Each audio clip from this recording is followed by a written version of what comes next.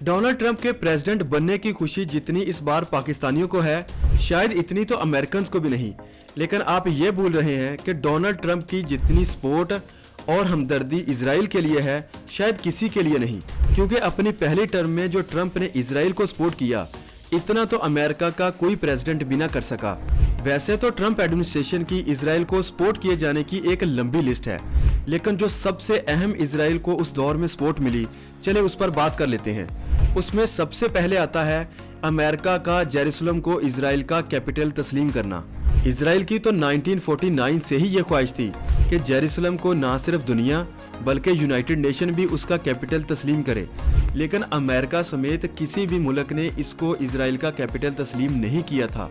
1948 में जब इजराइल और पैलेस्टीन की पार्टीशन होती है, तो जेरूसलम का ये इलाका जो तीनों मज़ाहब के लिए मुकद्दस है, जिसमें क्रिश्चियनिटी है, ज्यूज है और मुस्लिम्स हैं, जेरूसलम की तीनों मज़ाहब के साथ अहमियत को देखते हुए ना ही इसको इजराइल को दिया जाता है, ना ही पैलेस्टीन को दिया जाता है, बल्कि यूनाइटेड नेशन इसको अपने कंट्रोल में लेता है और इसको इंटरनेशनल जोन डिक्लेयर किया जाता है।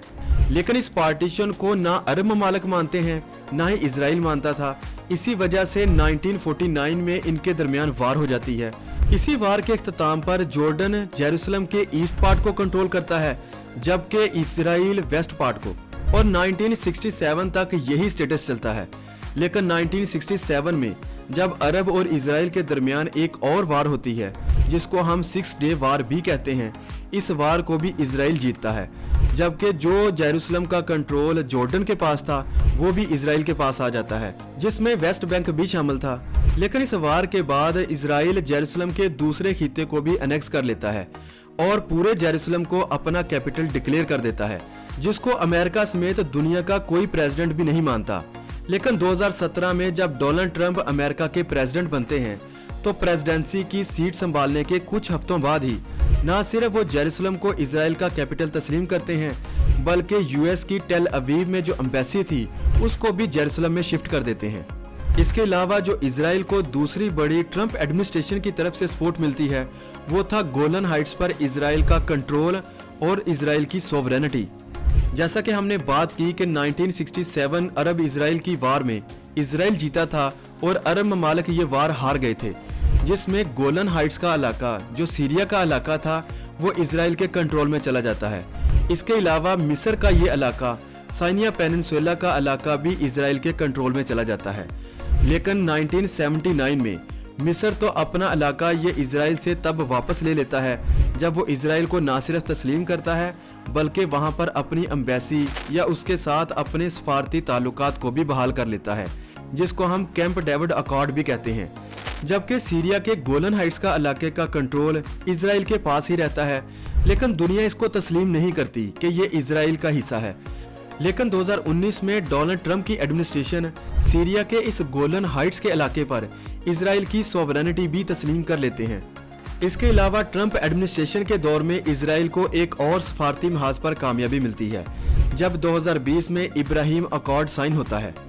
मुस्लिम ममालिक और इजराइल के दरमियान बाइकाट और वार का सिलसिला तो इजराइल की क्रिएशन के साथ ही स्टार्ट हो गया था। लेकिन इजराइल की ये तब से ही ख्वाहिश थी कि ना सिर्फ मुस्लिम ममालिक बल्कि खास तौर पर अरब ममालिक भी उसको तस्लीम करें और उसके साथ नॉर्मल ताल्लुकात भी बहाल करें।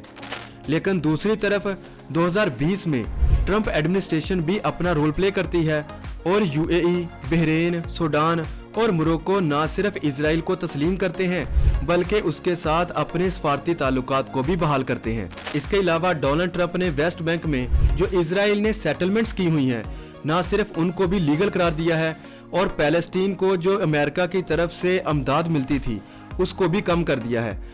और दूसरी तरफ ट्रंप की एडमिनिस्ट्रेशन ने पैलेस्टीन और इजराइल के मामलात को सॉल्व करने के लिए एक पीस टू प्रॉस्पेरिटी प्लान भी बनाया, लेकिन वो सारा प्लान तो इजराइल को फेवर करता है। वैसे तो कोई भी दो ममालिक अपने ताल्लुकात को जितना अच्छा बनाना चाहे बना सकते हैं, और कोई एक मुल्क दूसरे को सपोर्ट करना चाहे वो भी कर सकता है, लेकिन इजराइल का मामला कुछ स्पेशल है, क्योंकि इजराइल जिस तरह फलस्तीन पर चढ़ाई कर देता है, अमेरिका का तो उसको रोकना दूर की बात, उसके इस एक्शन के खिलाफ तो एक स्टेटमेंट तक नहीं दी जाती।